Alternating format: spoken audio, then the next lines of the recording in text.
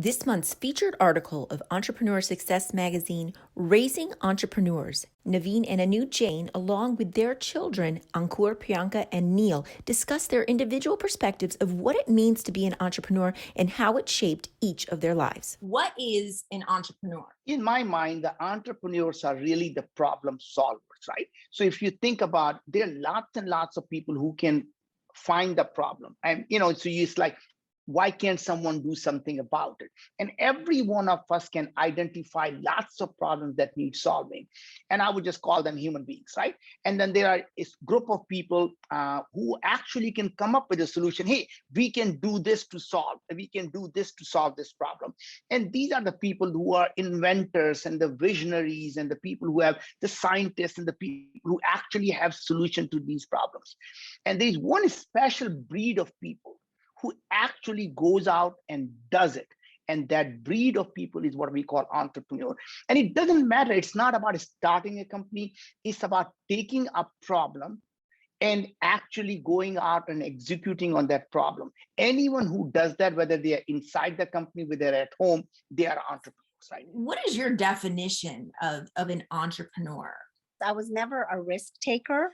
And after I married Naveen, met Naveen, married him, he was that total opposite. And actually, I learned so much from that it's okay to take risks. It's okay to fail, and it's okay, go out and do what you believe, do it, And so I think, being an entrepreneur is really, I think that's a key lesson for people, that don't be afraid. It's okay. Believe in yourself. So that's what I feel. I feel like as an entrepreneur, go out there, don't be afraid, take the risks you need to. And it's okay if you fail, you can do something else. Entrepreneur is the buzzword. Yeah. And so what is the definition of an entrepreneur for you? Yeah. There's starting a company is different than being an entrepreneur, I think, right? I think that's partly why you see the word entrepreneur becomes so diluted, because everybody calls themselves, it's just like, I'm not sure that I always thought that I was going to, I always wanted to start and run my own company. That was like, I love that concept and all of that. But for me, it was more about I get really excited by having the freedom to solve interesting problems. In creative, cool ways. Yeah. That's the key, is can you take something for lack of a better phrase, one of the things I like to describe is the coolest part about entrepreneurship is it's kind of like being an artist, but the physical world is your canvas. Every single thing, even in this room, I remember reading somewhere, everything you see in this room was created by somebody as their startup idea. Right? This water bottle, this chips packet, my cell phone, it was somebody's creative product idea, and now I use it, right?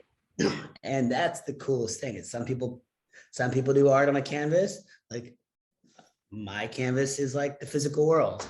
What is some advice that you would give young people that are saying, you know what, I want to become an entrepreneur?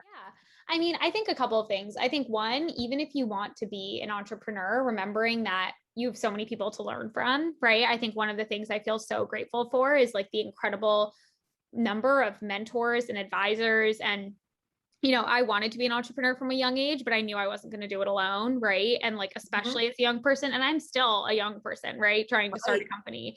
And so I am really grateful for a lot. And I don't pretend to know everything. And I think that's important, right? Being aware of the fact that, okay, if you're going to bring the energy and the passion and the enthusiasm, remembering that you also want to bring along people who are experts and bring along people who've been there before, and just remember to find mentors that can really help you reach your goals and see around corners, and just no one does it alone, right? And I think that's something that a lot of times you read the stories and it feels like, oh, it's just this one amazing person, and it's never one amazing person. It's always an army of people who supported that person. So making sure that you really find those people early and invest in those relationships.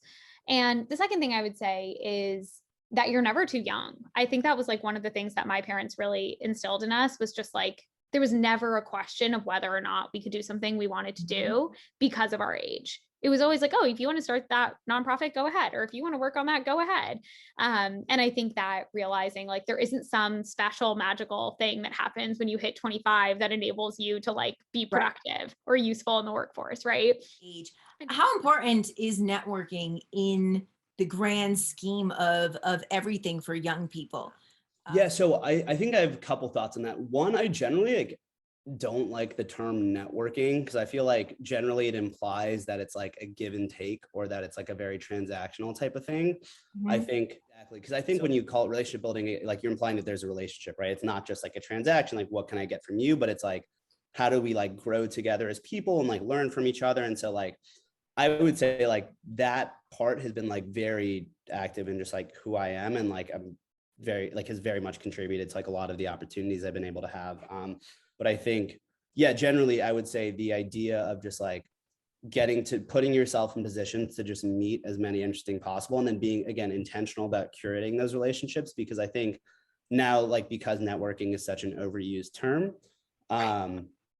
everyone thinks like it's just like, oh, let me just reach out to as many people as possible and like build as many superficial relationships. And I think there is value to just like putting yourself out there. And if you don't have your foot in the door, like cold outreach to anyone, like as long as you have the right like intention. And it's like if you're clear, if you're like very clear, like I want to get something from you, I don't think that you're going to get a lot of value out of it, because I think people kind of have built up filters for it's like, oh, this is very clearly like just want something. But I think if you're intentional, like, hey, like I think you're really interesting, I'd love to learn from you, or like I'd love to pick your brain on this, or I'd love to share my thoughts on you with this, like I think just framing it in that way, like you'll get so much more out of it and actually just like learn a lot more and be able to like build really good relationships in the process. Plus, other amazing articles you won't want to miss. Click the link below or in my profile to read the latest edition.